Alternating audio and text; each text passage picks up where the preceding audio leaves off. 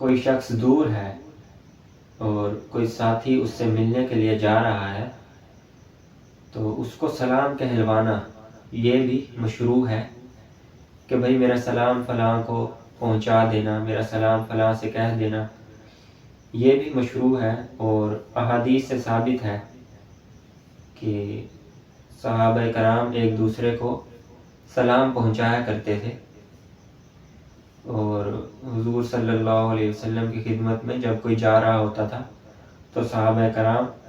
حضور کو سلام پہنچایا کرتے تھے، یہاں تک کہ ایک مرتبہ حضور صلی اللہ علیہ وسلم صحابہ کرام کے ساتھ عمرہ کرنے کے لیے جا رہے تھے، تو راستے میں خبر ملی کہ کوئی دشمن حملہ کرنے والا ہے، تو آپ صلی اللہ علیہ وسلم نے صحابہ کرام کا ایک دستہ روانہ کر دیا کہ جاؤ دیکھ کر آؤ کہاں ہے دشمن۔ تو اس طرح دو حصوں میں بٹ گیا حضور کا لشکر۔ تو جب صحابہ کرام وہاں سے واپس آ رہے تھے تو ان میں سے ایک حضرت ابو قتادہ رضی اللہ تعالیٰ عنہ وہ باقی صحابہ کرام سے پہلے پہنچے حضور کی خدمت میں، تو باقی صحابہ کرام بھی ابھی آ رہے ہیں، تو رستے میں جو ہے بیچ میں تھوڑا وقفہ تھا، تو حضرت ابو قتادہ رضی اللہ تعالیٰ عنہ تھوڑا پہلے پہنچ رہے تھے اور باقی صحابہ کرام تھوڑا دیر سے پہنچنے والے تھے، تو انہوں نے حضرت ابو قتادہ رضی اللہ تعالیٰ عنہ سے کہا کہ آپ پہلے پہنچ رہے ہو حضور کی خدمت میں، تو ہمارا سلام حضور کو پہنچا دینا۔ تو جب حضرت ابو قتادہ رضی اللہ تعالیٰ عنہ پہنچے حضور کی خدمت میں تو انہوں نے کہا کہ آپ کے ساتھی جو ہیں ابھی آ رہے ہیں، آنے والے ہیں، تو انہوں نے آپ کو سلام بھجوایا ہے۔ تو اس طرح اپنے کسی ملنے جلنے والے کو، اپنے کسی بزرگ کو سلام پہنچانا یہ بھی سنت ہے، اور اگر کوئی کرے تو اچھی بات ہے۔ لیکن ایک بات کا خیال رکھو کہ جب آپ کسی کو سلام بھجواؤ تو ساتھ اس کو یہ کہہ دو کہ بھائی اگر یاد رہے تو میرا سلام فلاں سے کہہ دینا، کیونکہ اگر آپ نے کہہ دیا کہ میرا سلام فلاں کو پہنچا دینا اور اس نے قبول کر لیا کہ ہاں میں پہنچا دوں گا، لیکن وہ پہنچا نہ سکا، بھول گیا، تو وعدہ خلافی کا مرتکب ہوگا، تو یہاں بھی مسلمان کو تکلیف سے بچانا چاہیے۔ تو جب کسی کو سلام بھجواؤ تو یہ ساتھ یہ کہہ دینا چاہیے۔ ہمارے اکابرین ہمیں یہی تلقین فرمایا کرتے ہیں کہ تم کبھی کسی پر بوجھ نہ ڈالو۔ اب اگر وہ کہے کہ اچھی بات ہے میں پہنچاؤں گا، لیکن وہ کسی وجہ سے نہیں پہنچا سکا تو خواہ وعدہ خلافی کا مرتکب ہوگا،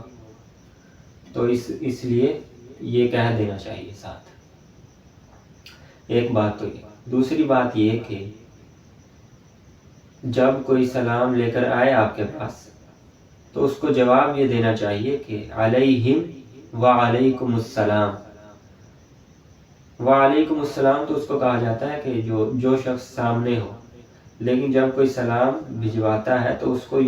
کا جواب یہ ہے کہ علیہم وعلیکم السلام۔ یہ جواب یہ دیا جا رہا ہے کہ جس نے سلام بھیجا ہے اس پر بھی سلامتی ہو، اور تم جو اس کا سلام لے کر آئے ہو تمہارے اوپر بھی سلامتی ہو۔ تو اس طرح یہ ڈبل دعا ہو جاتی ہے، اس کے حق میں بھی جس نے سلام بھیجا اور اس کے حق میں بھی جو سلام لے کر آیا، کیونکہ وہ تمہارے لیے دعا کا تحفہ لے کر آیا ہے، دعا کا پیغام لے کر آیا ہے، تو اس کا بھی حق بنتا ہے کہ تم اس کو دعا دو، کیونکہ وہ تمہارے لیے یہ دعا لے کر آیا ہے، اس کا بھی حق بنتا ہے۔ تو جب کوئی ذریعہ بن رہا ہوتا ہے کسی کام کا تو اس کو ذریعہ بننے والے کو بھی اتنا ہی ثواب ملتا ہے جتنا کہ کرنے والے کو ملتا ہے، ثواب کرنے والے کو۔ تو حدیث میں آتا ہے کہ اگر کوئی شخص صدقہ کرتا ہے اور وہ کسی شخص نے صدقے کے لیے کسی کو رقم دے دی کہ کوئی فلاں شخص آئے تو اس کو یہ رقم دے دینا صدقے کے طور پر، تو حدیث میں آتا ہے کہ اس شخص کو بھی اتنا ہی اجر ملتا ہے، جس کے پاس رقم رکھوائی ہے اس شخص کو بھی اتنا ہی اجر ملتا ہے جتنا کہ صدقہ کرنے والے کو ملتا ہے، کیونکہ یہ واسطہ بن رہا ہے۔ تو اسی طرح یہ سلام پہنچانے والا یہ واسطہ بن رہا ہے دعا کا، تو اس کو بھی اتنا ہی اجر ملتا ہے جتنا سلام کرنے والے کو ملتا ہے، سلام بھیجنے والے کو ملتا ہے۔ تو جب کوئی سلام بھیجے تو اس کو یہ جواب دینا چاہیے کہ علیہم وعلیکم السلام، یہ جواب ہے اس کا اس صورت میں۔